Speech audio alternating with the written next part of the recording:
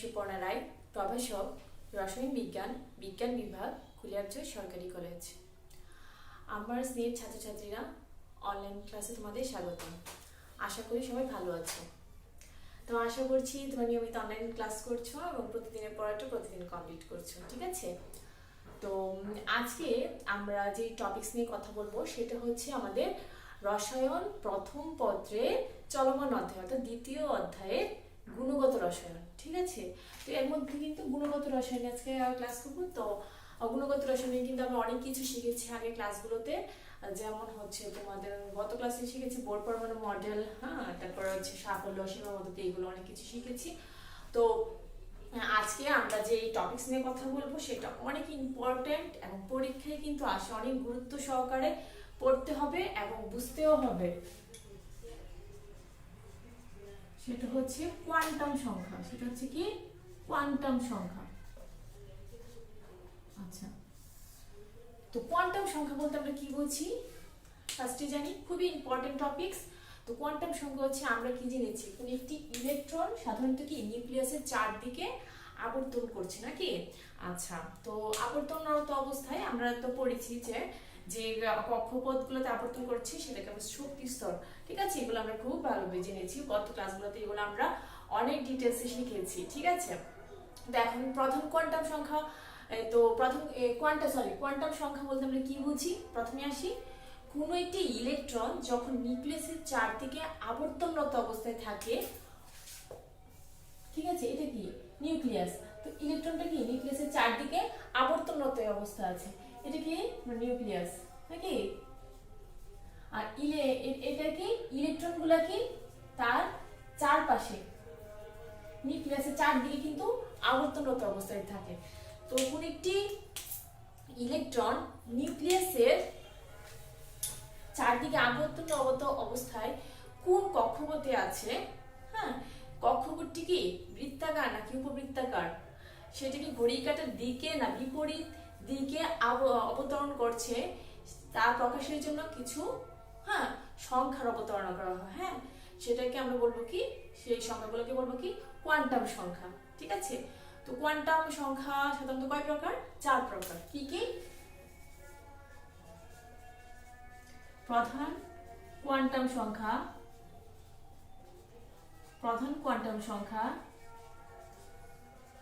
তারপর হচ্ছে সহকারী কোয়ান্টাম সংখ্যা,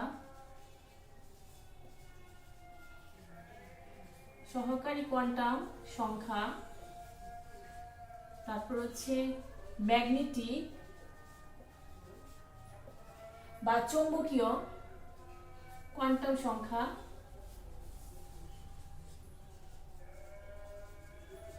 তারপর হচ্ছে কি স্পিন কোয়ান্টাম সংখ্যা।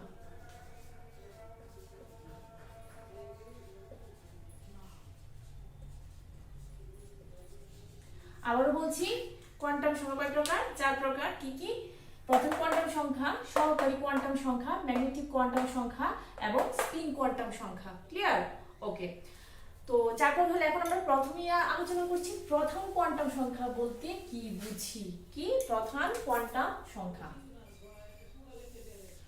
আগে আমরা বলেছি কোন একটি ইলেকট্রন কি নিউক্লিয়াসের চারদিকে আবর্তনরত অবস্থায় আছে। আচ্ছা, যখন কোন একটি ইলেকট্রন নিউক্লিয়াসের চারদিকে আবর্তনরত অবস্থায় থাকে তখন সেটি কোন প্রধান শক্তি স্তরে থাকে সেটাকে আমরা বলবো কি প্রধান কোয়ান্টাম সংখ্যা, ঠিক আছে?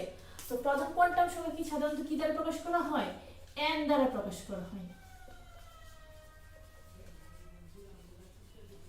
n দ্বারা প্রকাশ করা হয় প্রধান কোয়ান্টাম সংখ্যাকে, ঠিক আছে? যখন n এর মান 1 হয় তখন কি প্রথম শক্তি স্তর, সেটাকে আমরা, তারপর যখন n এর মান 2 হয় তখন বলবো কি দ্বিতীয় শক্তি স্তর, n এর মান যখন 3 হয় সেটা বলবো চতুর্থ শক্তি স্তর, n যখন 4 হয় তখন বলবো কি এটা, n যখন 3 হয় তখন বলবো তৃতীয় শক্তি স্তর, n যখন 4 হয় তখন বলবো কি সেটা চতুর্থ শক্তি স্তর, ঠিক আছে?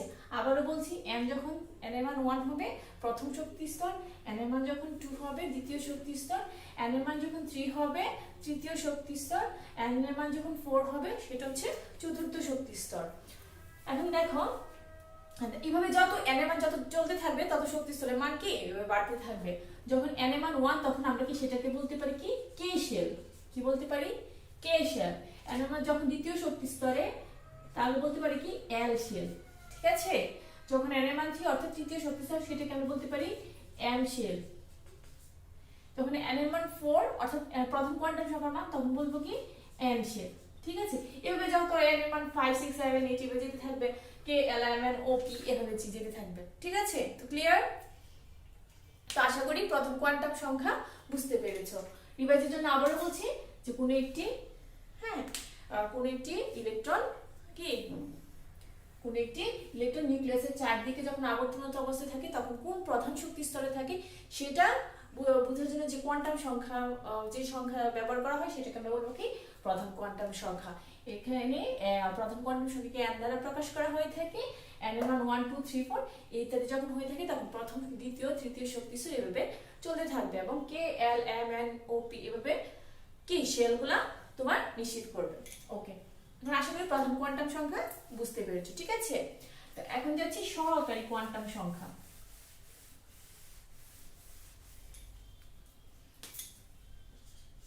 এগুলো কিন্তু খুবই ইম্পর্টেন্ট, বোঝার সময় বুঝতে হবে এবং প্র্যাকটিসও করতে হবে। এখন হচ্ছে সহকারী কোয়ান্টাম সংখ্যা।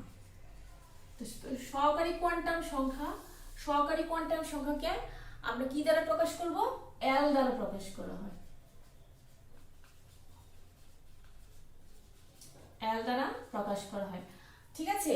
এখন আমরা দেখব কি সহকারী কোয়ান্টাম সংখ্যা বলতে কি বুঝি। কোনো একটি ইলেকট্রন যখন নিউক্লিয়াসের চারদিকে অবস্থানরত অবস্থায় থাকে তখন এটি কি কোন উপস্তরে থাকে, শক্তি স্তরে কোন উপস্তরে থাকে সেটাকে বোঝানোর জন্য যে সংখ্যা ব্যবহার করা হয় ব্যবহৃত হয় সেটাকে আমরা বলবো কি সহকারী কোয়ান্টাম সংখ্যা। একে এল দ্বারা প্রকাশ করা হয়, ঠিক আছে। আচ্ছা, তো এখন দেখো আমরা কিভাবে সহকারী কোয়ান্টাম সংখ্যাটাকে বের করব, ঠিক আছে। তো দেখো আমি যদি প্রথম কোয়ান্টাম সংখ্যাকে আমরা কি দ্বারা প্রকাশ করেছি,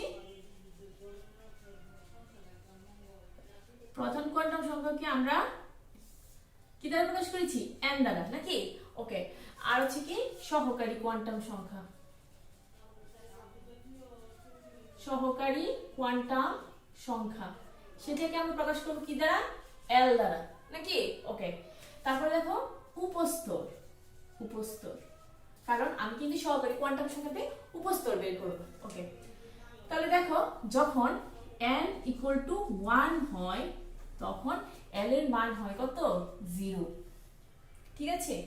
যখন n = 2 হয় তখন l এর মান হবে কত, 0 1। n = 3 যখন হবে তখন l এর মান হবে 0 1 2। n = 4 যখন হবে তখন l এর মান হবে 0 1 2 3, ঠিক আছে। তো একটু খেয়াল করো, দেখো আবার বলছি যখন প্রথম কোয়ান্টাম সংখ্যার মান 1 হবে তখন সহকারী কোয়ান্টাম সংখ্যার মান 0 হচ্ছে, যখন n এর মান 2 হচ্ছে অর্থাৎ দ্বিতীয় প্রধান শক্তি স্তরে আছে তখন এটা কি বলবো, l এর মান 0 1। তখন যখন n এর মান যখন 3 তখন l এর মান কত, 0 1 2, ঠিক আছে। যখন n এর মান 4 তখন l এর মান কত হচ্ছে 0 1 2 3, সহকারী কোয়ান্টাম সংখ্যা। ওকে, এখন দেখো উপস্তর এখানে কয়টা আছে, এটা হচ্ছে আমার প্রথম শক্তি স্তরে উপস্তর কয়টি, একটি, এই যে একটি, 0 মানে একটাই, হ্যাঁ। তারপর দেখো দ্বিতীয় শক্তি স্তর n = 2, তাহলে কি দেখতে পারি দ্বিতীয় শক্তি স্তরে উপস্তর আছে কয়টি, 0 1, তাহলে কয়টা, দুইটা, 1 2, দুইটি। তৃতীয় শক্তি স্তরে উপস্তর আছে কয়টা, 1 2 3, তিনটি। তারপর চতুর্থ শক্তি স্তরে উপস্তর কয়টা আছে, 1 2 3, 0 1 2 3, কয়টা আছে, চারটি, ঠিক আছে। তাহলে কয়টা আছে, চারটি, ক্লিয়ার। তো এখন দেখো আবার বলছি n এর মান যখন 1 হয় n = 0, তাহলে কি প্রথম শক্তি স্তরে উপস্তর কয়টি, একটি। n যখন 2 অর্থাৎ যখন প্রথম শক্তি দ্বিতীয় শক্তি স্তরে থাকবে তখন n এর মান কত সহকারী কোয়ান্টাম সংখ্যা 0 1 তাহলে দ্বিতীয় শক্তি স্তরে উপস্থিত কয়টি 1 2 মানে দুইটি n এর মান যখন 3 অর্থাৎ যখন প্রধান কোয়ান্টাম সংখ্যার মান 3 হয় অর্থাৎ তৃতীয় শক্তি স্তরে থাকে তখন n এর মান 0 1 2 তার মানে আবার উপস্থিত কয়টি তিনটি n এর মান যখন 4 অর্থাৎ প্রথম কোয়ান্টাম সংখ্যা অর্থাৎ চতুর্থ শক্তি স্তরে যখন থাকে তখন কি n এর মান কত 0 1 2 3 তার মানে চতুর্থ শক্তি স্তরে আমার উপস্থিত থাকে কয়টা 1 0 1 2 3 মানে 1 2 3 4 চারটি ক্লিয়ার ওকে এখন একটা জিনিস খেয়াল করো যে আমরা আশা করি বুঝতে পেরেছো ঠিক আছে এখন একটা জিনিস খেয়াল করো যে আমরা এই যে আমরা যে এল কি সহকারী কোয়ান্টাম সংখ্যা হ্যাঁ সেই আমরা এই উপস্তরগুলোকে চিহ্নিত করব কি দ্বারা ঠিক আছে উপস্তরগুলোকে আমরা চিহ্নিত করব এস যখন এল এর মান কি থাকবে 0 1 2 3 এগুলো থাকবে তখন আমরা কি শার্প ডিফিউজ এগুলো কি দিয়ে কি করব আমরা চিহ্নিত করব তো উপস্তর থাকবে তখন দেখো 0 ওই যে 0 1 2 3 তখন কি s যখন 0 থাকবে s 1 থাকলে p তারপরে যখন l এর মান 2 হবে তখন উপস্তর হচ্ছে d যখন l এর মান 3 থাকবে উপস্তর হচ্ছে f আবার বলছি যখন l এর মান 0 হবে উপস্তর হচ্ছে s l এর মান যখন 1 তখন উপস্তর হচ্ছে p যখন l এর মান 2 তখন উপস্তর হচ্ছে d যখন l এর মান 3 তখন উপস্তর হচ্ছে f এখন এগুলা দিয়ে আমি কি বুঝি s তে বুঝবো শার্প p তে বুঝবো প্রিন্সিপাল d তে বুঝবো ডিফিউজ আর f হচ্ছে ফান্ডামেন্টাল ক্লিয়ার ওকে তাহলে আবারো বলছি যখন কি শার্প প্রিন্সিপাল ডিফিউজ ফান্ডামেন্টাল ওকে এখন আমরা যদি আশা করি এটা দরকার হবে না বুঝে গেছো ঠিক আছে আমি উপরের পার্টটা একটু মুছি এখানে দেখো এই যে যখন 1 s যখন 1 এ থাকবে তখন আমি বলতে পারবো কি 1s যখন এটা আমি প্রথম শক্তি স্তরে থাকবে যখন 1 হবে তখন p আমি লিখতে পারবো কি 2s 2p দ্বিতীয় শক্তি স্তরে তারপর হবে 3s 3p 3t 4s 4t 4t 4f এভাবে চলতে থাকবে ঠিক আছে ওকে তো আশা করি সহকারী কোয়ান্টাম সংখ্যা বুঝতে পেরেছো ঠিক আছে তো এখন যাচ্ছি ম্যাগনেটিক কোয়ান্টাম সংখ্যা এটা তোমার একটু স্পেস লাগবে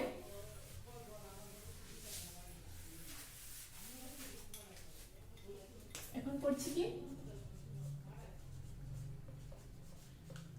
ম্যাগনেটিক কোয়ান্টাম সংখ্যা দেখো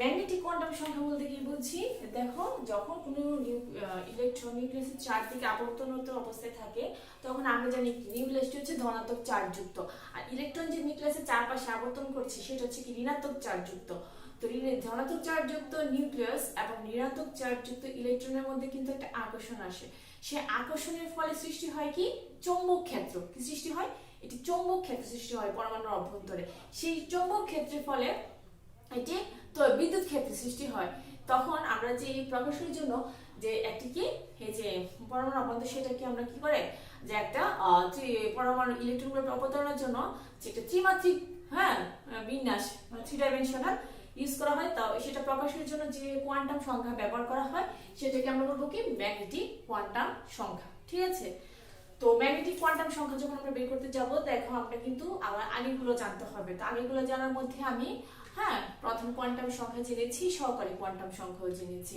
তো এখন তো এটা আমি এখন যেভাবে বোঝাবো আরো অনেক ইজি লাগবে ম্যাগনেটিক কোয়ান্টাম সংখ্যা ঠিক আছে তো দেখাচ্ছি ওকে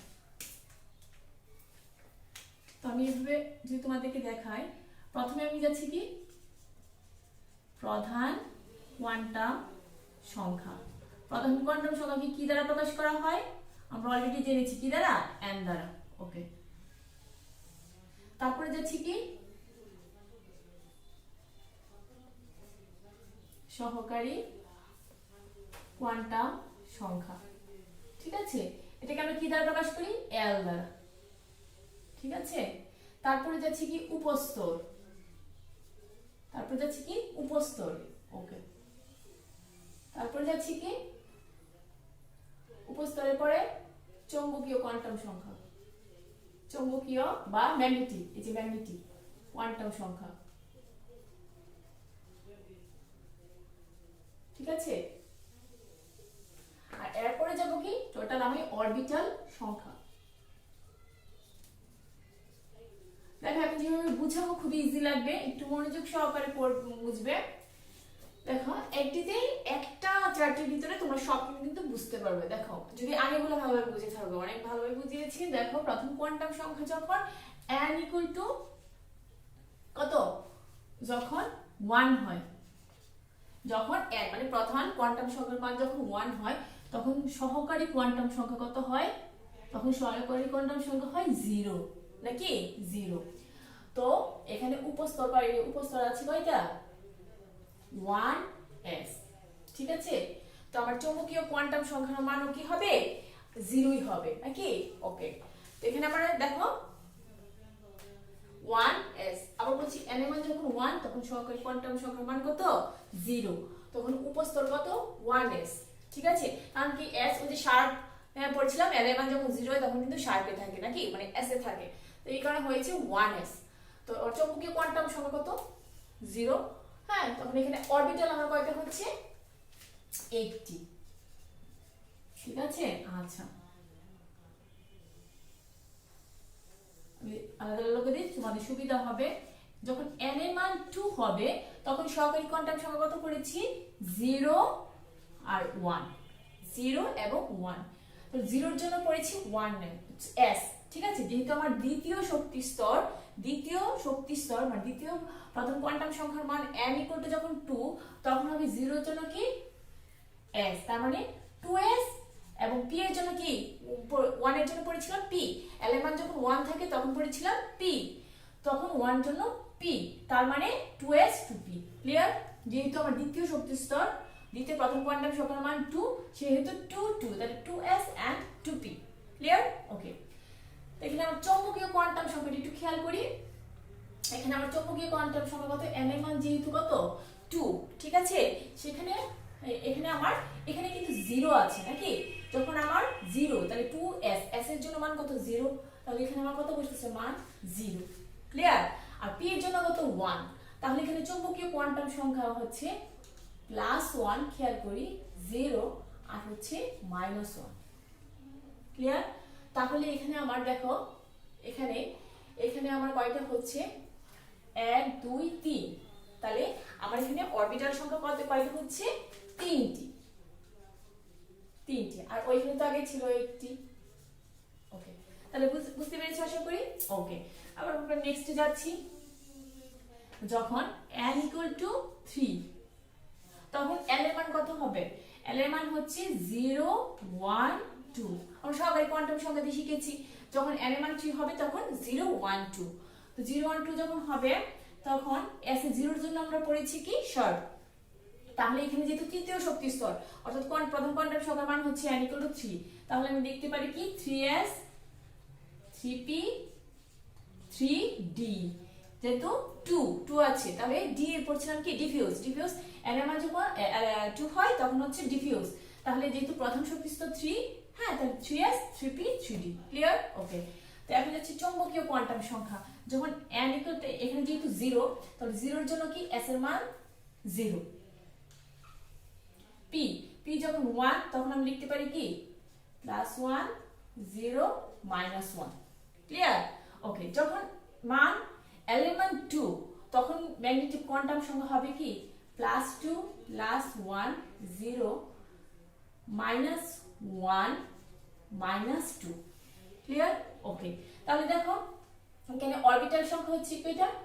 1টি। এখানে কয়টা? 1 2 3 3টি। এখানে কয়টা? 1 2 3 4 5, 1 2 3 4 5, 5টি। ক্লিয়ার?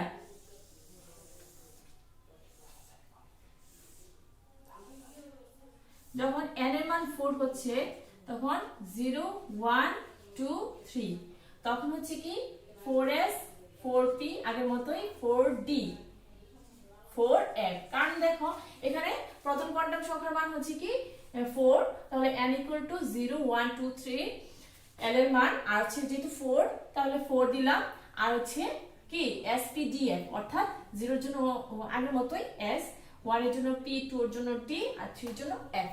ওকে, তো এখন দেখো আমি এখানে চমকে কোয়ান্টাম সংখ্যাটা বের করি। এর আগের মতো সেম +1 0 -1 +2 +1 0 -1 -2, আর এখানে 3, ঠিক আছে? এই যে দেখো 3 2, এগুলো কিন্তু প্লাস +3 +2 +1 0 -1 -2 -3। তাহলে এখানে কয়টা হচ্ছে দেখো অরবিটাল সংখ্যা, এখানে হচ্ছে 1টি, এখানে হচ্ছে 3টি, এখানে হচ্ছে 5টি, এখানে হচ্ছে 7টি, ঠিক আছে? এখন আমরা একটু খেয়াল করি, দেখো m এর মান হচ্ছে যখন 1, হ্যাঁ, তখন 0 1, তখন হচ্ছে একটি অরবিটাল সংখ্যা পাচ্ছি, প্রধান কোয়ান্টাম সংখ্যা যখন 2 তখন পাচ্ছি কি কি 3টি, f এর জন্য p এর জন্য n যখন 3 হয় তখন পাচ্ছি কি 5টি, তাহলে আমি s এর জন্য কয়টা পাচ্ছি, s এর জন্য পাচ্ছি অরবিটাল সংখ্যা। এইভাবে কিন্তু পরীক্ষায় আসে যে 2s বা 2p উপস্থিত কি অরবিটাল সংখ্যা বের করো, তখন কি দিবে যে 1s এর জন্য আমি কয়টা পেলাম, s এর জন্য পেলাম 1টি, p এর জন্য কয়টা পেলাম অরবিটাল সংখ্যা 3টি, d এর জন্য কয়টা পেলাম 5টি, f এর জন্য কয়টি পেলাম 7টি। ক্লিয়ার? তো আশা করি বুঝতে পেরেছো, ঠিক আছে? অনেক ইজি করে বুঝিয়েছি, আশা করি বুঝতে পেরেছি, প্র্যাকটিস করবে বাসায় প্রচুর। ওকে, এখন আমি মুছে ফেললাম, এখন স্পিন কোয়ান্টাম সংখ্যা একটু আলোচনা করে দিই।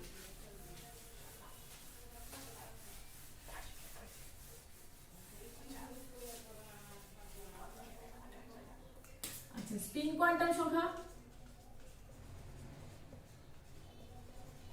স্পিন কোয়ান্টাম সংখ্যা হচ্ছে কি আছে, এই যে আমি ঘড়ি একটি ইলেকট্রন নিউক্লিয়াসের চারদিকে আবর্তন করছে, সেটি ঘড়িকাঁটার দিকেই আবর্তন করছে বা ঘড়িকাঁটার বিপরীত দিকে আবর্তন করছে, সেটা প্রকাশের জন্য যা বলতে যেটা দিয়ে প্রকাশ করে সেটাকে আমরা বলবো স্পিন কোয়ান্টাম সংখ্যা। একে আমরা কি +12 আর হচ্ছে -12 দ্বারা প্রকাশ করি, ঠিক আছে? তো +12 বলতে কি মানে হচ্ছে ঘড়িকাঁটার দিকে যখন হবে +12, ঘড়িকাঁটার বিপরীত যখন হবে তখন হবে -12। হ্যাঁ, ক্লিয়ার? তো আশা করি যেগুলো বুঝিয়েছি খুব ভালোভাবে বুঝতে পেরেছো, বাসায় অনেক প্র্যাকটিস করবে, ঠিক আছে? কোয়ান্টাম সংখ্যা অনেক ইম্পর্টেন্ট, পরীক্ষা অনেক আসে। তো আজকে ক্লাস আজকে পর্যন্ত এতটুকুই, হ্যাঁ, নেক্সট ক্লাস খুব ভালোভাবে আবার নতুন কিছু